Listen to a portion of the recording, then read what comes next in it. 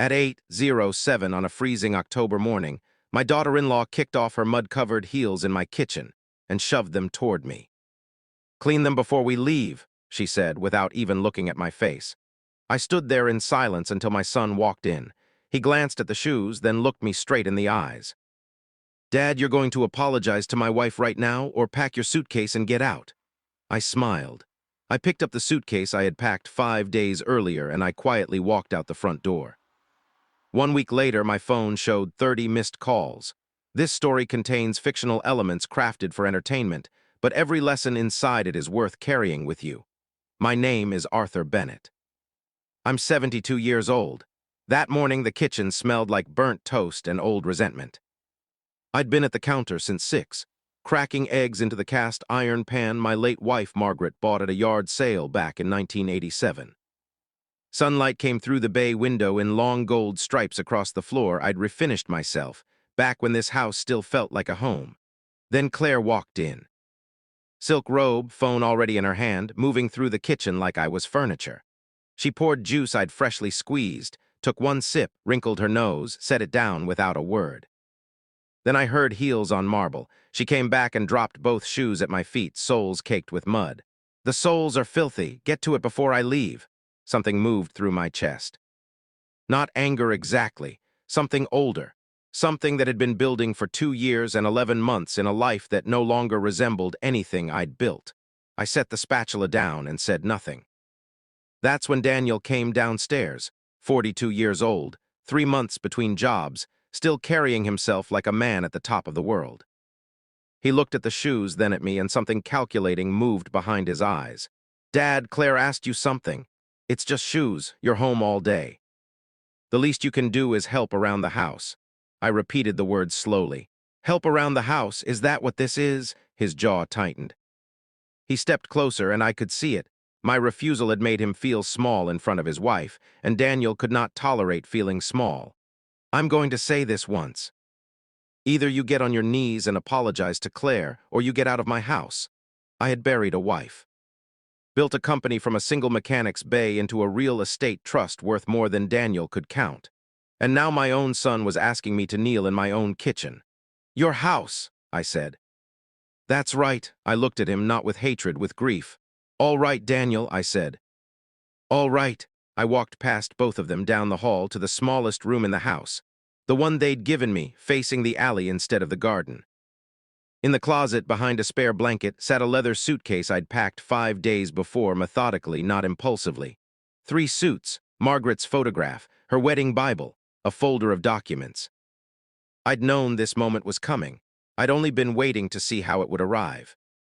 I walked back through the hallway, past photographs where my face appeared in almost none of them. I'd always been the one behind the camera. Claire was filming something in the living room. Daniel stood at the bottom of the stairs, arms crossed, watching the way a man watches someone he expects to back down. I did not back down. I put on my coat. "You asked me to leave," I said. "I'm leaving." For a fraction of a second, something flickered in Daniel's eyes. Not regret. Not yet, just the ghost of something. The October air hit my face outside, cool and clean. The door closed behind me. I didn't look back. Thomas, my driver of 11 years, was already waiting with the car door open. He always knew what the suitcase meant. "The Liberty?" he asked. I confirmed. As we pulled away, I watched the house shrink in the mirror, then disappear around a corner. I took out my phone, one name in my contacts, Wallace. My lawyer picked up on the second ring. "Michael," I said, "is it time?" A beat of quiet, then understanding. "Start," I said. What Thomas didn't know, what almost nobody knew, was that this single word had just set 12 legal and financial instructions in motion. Michael Wallace wasn't merely my lawyer. He was the architect of a structure I'd spent 30 years quietly building, designed for exactly one purpose: to make sure nothing I'd built could ever be taken, wasted, or stolen, not even by the people who shared my name. By close of business, every account Daniel and Claire touched through the Bennett Family Trust would be frozen. The BMW he leased through a Bennett LLC would be flagged for repossession. The utilities on the mansion would move to a holding account requiring my personal authorization. I hadn't done this out of anger. I'd done it the way a surgeon does what must be done, precisely, without cruelty, but without hesitation. 2 days later, Wallace called with the first result. Daniel had taken Claire to an expensive restaurant in Cambridge. Card declined. Second card declined. Third declined. He'd had to call in a personal debit card over the phone while the whole restaurant went quiet around him. Claire had leaned across the table and hissed, "What is happening with our accounts, Daniel?" This is humiliating. And an hour before all that, she'd posted a video from my kitchen, the kitchen where she'd dropped her shoes at my feet, arranging flowers, captioning it something about gratitude and home. I stood at my hotel window for a long time that night. "I gave you everything, Daniel," I whispered to the glass. "And you never once asked where it came from." The next morning, Thomas called. The BMW had been towed. Daniel had run outside in his undershirt, waving uselessly at a truck that wouldn't stop.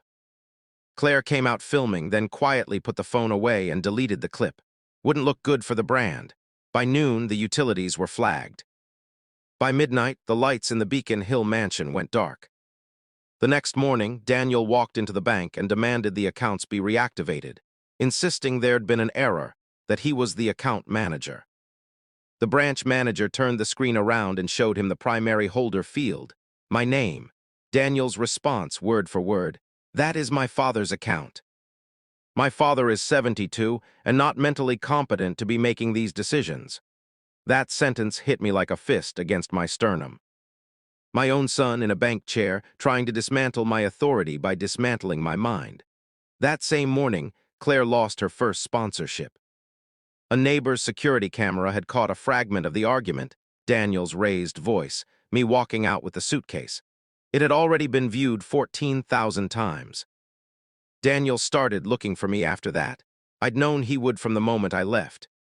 He tracked down a building I own outright in the South End, 8 stories, 42 units, and asked the manager who was in charge.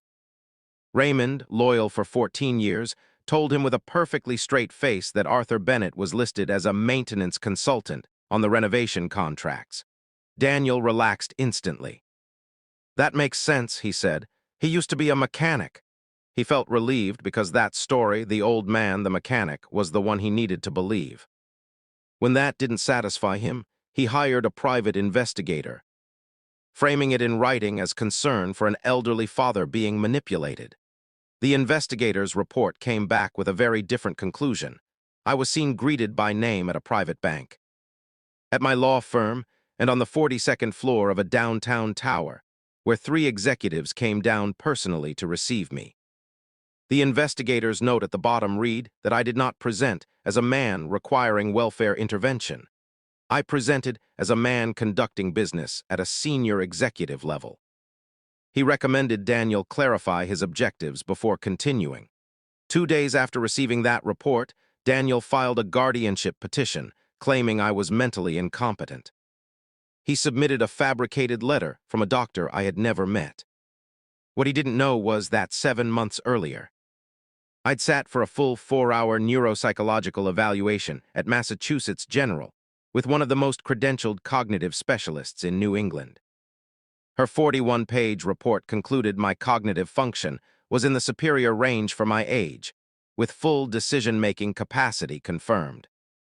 I'd built the shield before my son ever thought to draw the sword. The petition was dismissed with prejudice, and the fabricated letter was referred to the state medical board for fraud. That same night, Daniel broke into a private office I've kept for 11 years, a room registered to a shell company, unmarked, unlisted. Hidden camera caught all 43 minutes of it. He went through the bookshelves, the desk, and finally found a leather-bound journal with a hand-drawn map tucked in the back, a South End block, a parcel marked Lot 7. Estimated value 40 to 45 million. He photographed it from every angle, along with pages of legal notes, then left with nothing physical but everything he needed on his phone. 3 days later, he met a broker named Frank Delatte in a coffee shop, the kind of broker known for not asking too many questions. My driver sat 2 tables away and recorded everything. Daniel handed over printed photos of my map, annotated with a red-circled $42 million estimate. And this was the part that turned my stomach, a copy of the dismissed guardianship petition, presented as proof of his authority to act on my behalf. Delatte pulled the parcel number, turned his laptop around. Lot 7 wasn't an empty lot. It was the Bennett Heritage Complex, 8 stories, 42 units, sole title holder Arthur James Bennett. Daniel's face went white. He grabbed his folder and walked out without a word. Sitting in my lawyer's office listening to the recording, I understood exactly what my son had just handed us. Forgery, wire fraud, use of a fraudulent court document in a financial transaction. Federal offenses, every one. I told Wallace to preserve everything and let Daniel keep moving. I needed to know exactly who my son had become. The next morning, Wallace laid out one more folder, a 5-year forensic accounting ledger. The Beacon Hill mortgage, the utilities, the BMW lease. Claire's business expenses routed through my trust without authorization. The total over 5 years, $612,000, not one thank you, not once. He called me mentally incompetent, I said, while living in a house my trust was paying for, eating food my trust was buying. My voice broke on the last word. Wallace didn't offer hollow comfort. He just let it be witnessed. Then came the neighbor's security clip, 47 seconds, posted publicly, showing Daniel's voice carrying out the open door. Either get on your knees and apologize to my wife, or get out of my house, followed by me walking out with my suitcase. By morning, it had 61,000 views. By that afternoon, 3 of Claire's sponsors had dropped her. Her curated brand, the perfect home, the gracious family, could not survive being heard for what it actually was. And then Wallace showed me one more thing.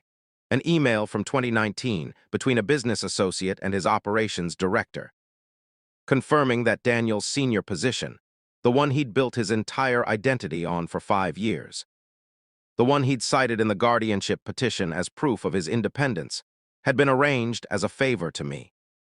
Daniel had never known. He believed completely that he'd earned it alone.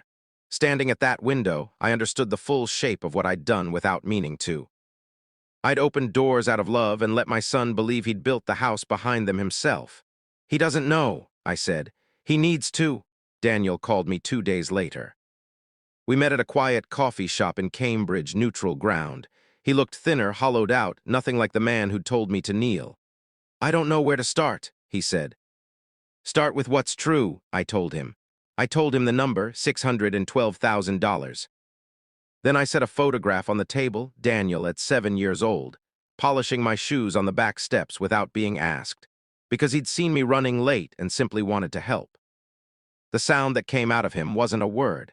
It was something that had been building for years, finally breaking loose. He wept the way a man weeps when he's been holding something back so long the release has no shape and no end. What happened to me, Dad? He asked. I don't know, I told him honestly.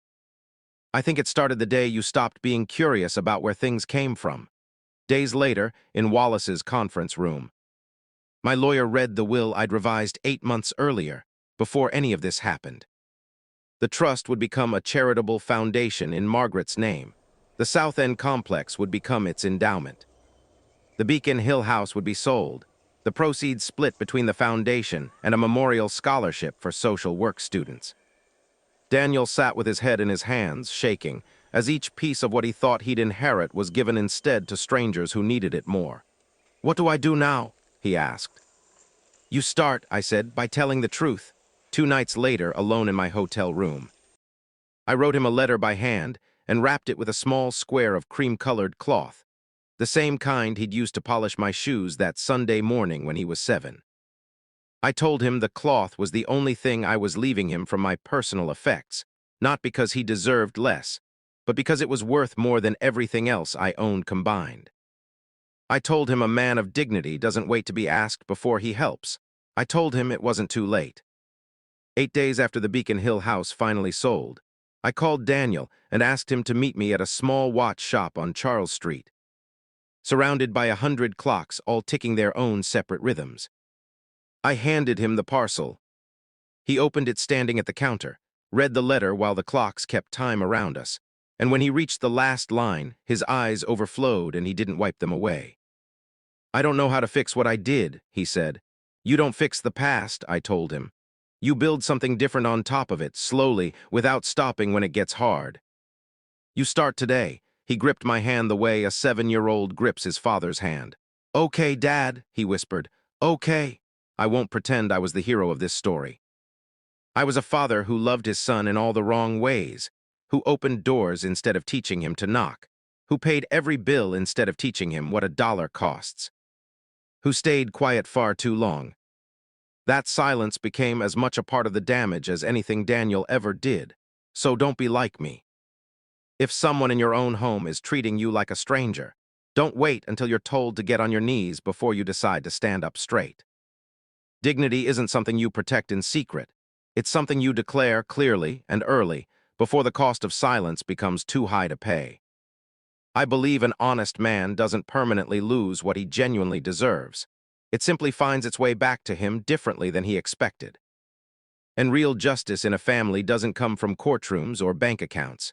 It comes in the moment the truth is finally spoken out loud, however late, however much it costs. If this story moved something in you, tell me which moment hit hardest. Because real strength was never about winning. It was about refusing to disappear.